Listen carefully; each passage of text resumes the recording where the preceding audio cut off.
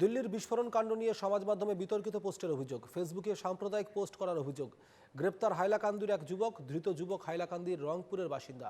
অসম পুলিশের সাইবার সেলের হাতে গ্রেপ্তার ওই যুবক। ধৃতের বিরুদ্ধে একাধিক ধারায় মামলা। হাইলাকান্দি সিজেএম আদালতে পেশ করা হয় ধৃতকে। এ নিয়ে রাজ্যের এখনো পর্যন্ত 15 জনকে গ্রেপ্তার করা হয়েছে।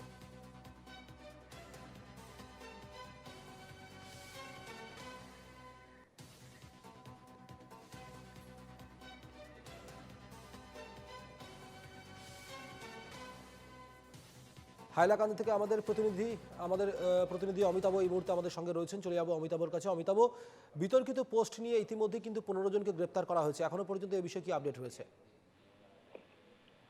হ্যাঁ সুমিত, বলতে গেলে দেখা গেছে যে বিস্ফোরণটি নিয়ে আমাদের ভারতবর্ষ একদম শোকাহত। সেই সময় দেখা গেছে কিছু লোক সেই বিস্ফোরণটাকে নিয়ে উল্টো পাল্টো ফেসবুকে লিখছেন।